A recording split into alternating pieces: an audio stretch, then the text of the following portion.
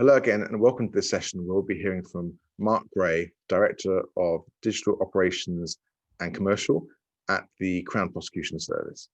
I'm James Smith, Content Director here at GovX Digital, and in this short and sharp session, Mark will be walking us through the response of himself and his team as they navigated their way through 2020. Obviously, the shift to remote for live court hearings posed very specific challenges for CPS. But as the balance across government shifts permanently towards more remote collaboration, I think the approach taken at CPS holds lessons for any organisation looking to deliver high sensitivity multi-party collaboration in 2021.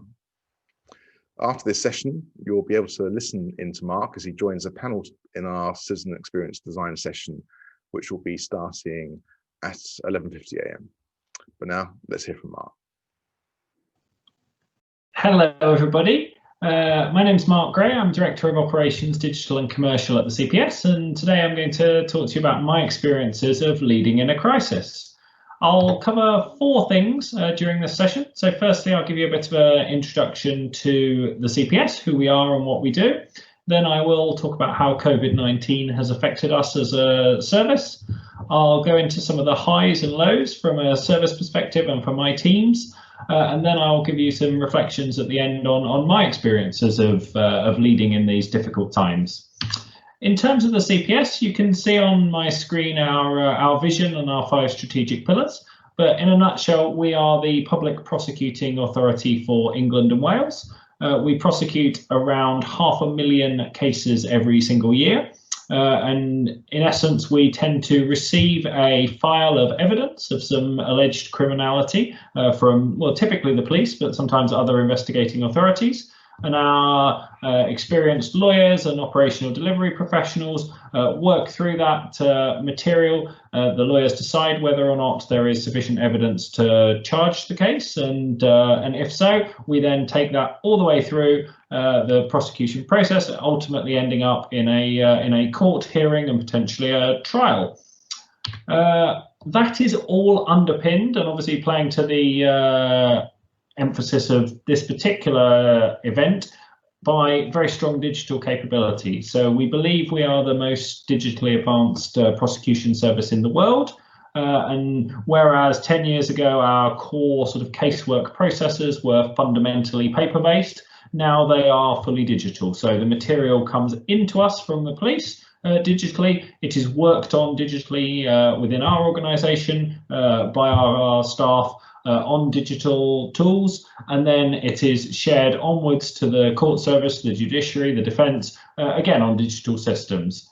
We've underpinned that change with the introduction of cloud hosting in various cloud environments for all our core systems.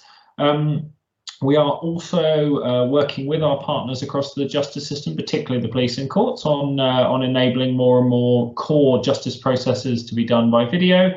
And we are increasingly using more innovative technology like artificial intelligence to help our lawyers and operational delivery staff to work through the ever-growing reams of evidence that's associated with our cases. And you can see our vision, if you like, in the digital space on the right-hand side of my screen there. So it's that our investment in digital helps us adapt to the changing nature of crime. We know that society is rapidly continuing to digitalize, and so too is crime, and hence improve how justice is done. So how has COVID-19 affected us? Like every organisation across the world, I think we've had a very significant impact.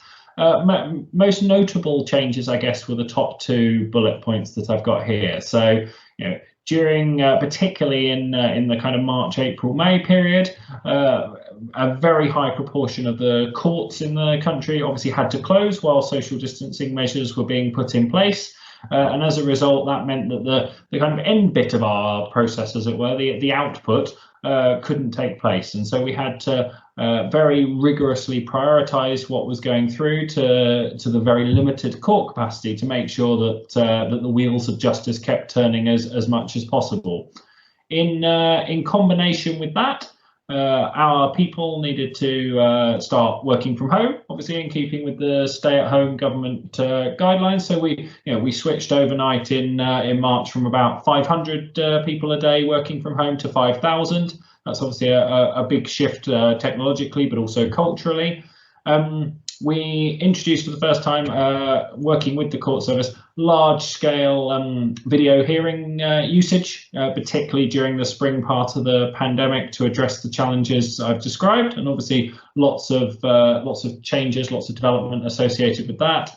And throughout and continuing to this day, we have residual backlogs and pressures created by those court closures in the spring. So our number of live cases in the CPS is about 70% higher than it was in February, and so obviously we're having to support our teams through that challenge to make sure that our core service isn't affected. You can also see on the right hand side, Microsoft Teams has gone big in our organisation, shall we say, and we're past the 3 million mark for chat messages.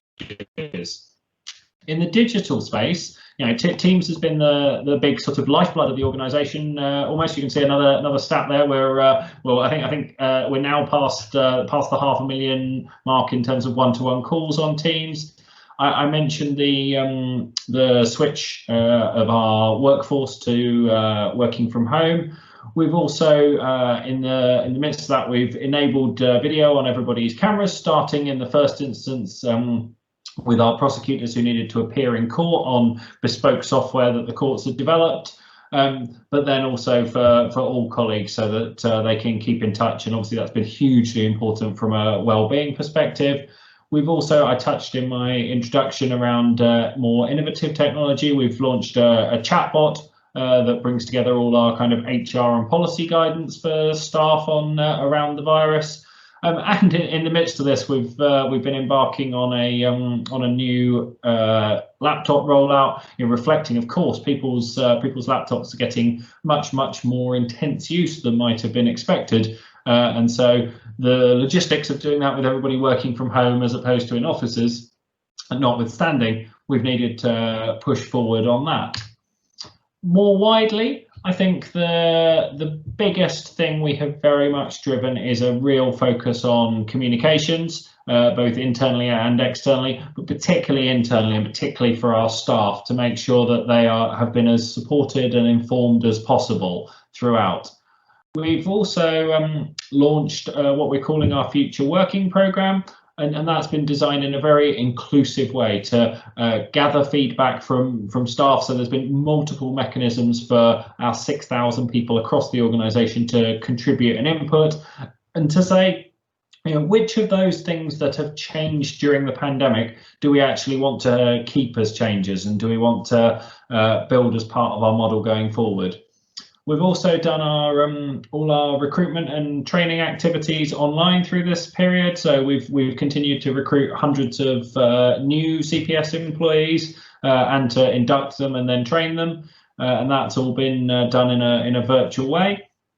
As I touched on earlier, demand for our services, as it were, has been relatively unchanged throughout, and that combined with the court capacity challenges has meant a growth in backlogs for the criminal justice system, and we've tried to manage all of that through a kind of gold, silver, bronze command structure, in keeping with I think what many organisations have for their controlling in a more crisis situation. Reflecting on some of the highs, as I said I would do, lots of that has worked very well. Teams, as I mentioned, has undoubtedly been a high. I think the partnerships between different parts of the criminal justice system are stronger than they've ever been. You can see reference HMCPSI is our inspectorate, so they are independent from us, but they're our inspecting body, and they gave us a very positive report on how we'd handled the kind of first 7 weeks of the crisis, so that period of complete national lockdown, and how well that had gone. We've really focused on support for our workforce, particularly around well-being, and that has been reflected in positive staff survey results. And and this has obviously been a difficult balancing in keeping with many other organisations, I'm sure. We've tried to keep the big projects, the big programmes of activity ticking over as well, and make sure that they didn't fall by the wayside, because we recognise that there will be great benefit in years to come from some of the changes that we were already driving. Of course, though, I'd be lying if I were talking to you today and saying it had all been highs.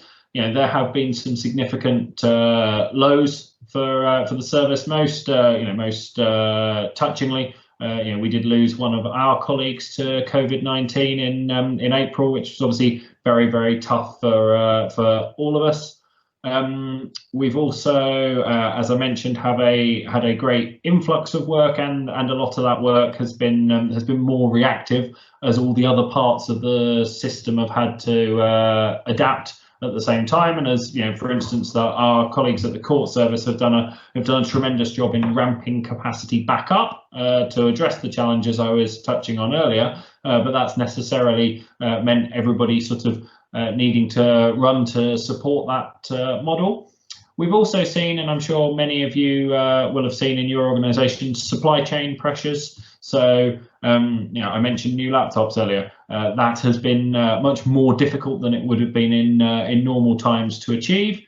And then, of course, and I think I've touched on it several times, well-being has been a big challenge throughout the different phases of this pandemic, and for colleagues of all roles. And we're very conscious of there were lots of people who had extensive caring responsibilities through periods, lots of people who've been personally affected. Obviously, there's been an overlap in the timing with global pressures such as the Black Lives Matter movement as well. So we've been particularly sensitive to the impact on our Black and ethnic minority colleagues. But more generally, we're now, as I'm saying this, we're into kind of month 8, month 9. We recognise the cumulative effect on people, even those people who quite like working from home. This is a very different model and quite difficult in a number of ways. I'm really looking to support colleagues through that. So what's next? Touches absolutely on the same theme of support. So we're re-reviewing our well-being materials. We're looking to have a package of tools that's ever better and that supports colleagues through the winter. The backlog of cases is finally starting to go down now, but of course we're conscious of the pressures on our people with that hyperinflated caseload that I was touching on earlier. Continuing to work more and more closely with our external stakeholders, both the sort of immediate partners that I mentioned earlier, but also more widely, and obviously particularly concerned about the impact of delays, for instance, on the victims of crime, and how we can support them and make sure that that their experience of what's already a difficult time for them is as painless as possible. And then from a digital perspective, ongoing stretch on our kind of service management capability associated with lots more people working remotely. There's no longer that opportunity to just ask the person next to you for a tip, and certainly our service desk calls, for instance, remain significantly above what they might have been in the past. So finishing, I'm conscious of time, but some reflections. Firstly, it certainly hasn't been easy. The crisis is ongoing. As I said, we're in month 9. I think we can reasonably all predict now that it's going to go on for a number of months ahead. And so supporting one another is really key, and that applies at every level in an organisation. And I've hopefully spoken throughout about workforce well-being and making sure that that is promoted to the max, and that remains a key priority. But that, along with the big emphasis that we've placed on communication, is, I think, a real key kind of lesson. From a digital perspective, the digital capability, as I touched on, has been absolutely essential to keeping the service running. We're proud of that, but we're also not in any way resting on our laurels, and making sure that that the organisation is equipped for the next phase and the next phase after that of this evolving crisis is really important. And I would encourage you and your organisations to be doing the same. What would I change, or what would I do differently? I think it's easier said than done, but I think it's trying to increasingly think ahead. So in one phase of the pandemic, one phase of the crisis, planning ahead to the next one. And so that's certainly what we're trying to do now. We're trying to react not just for the kind of November, December, January period, but also thinking, okay, what might the spring look like, and how will we support our people? How will our tools need to change? How will our processes need to change to work through that?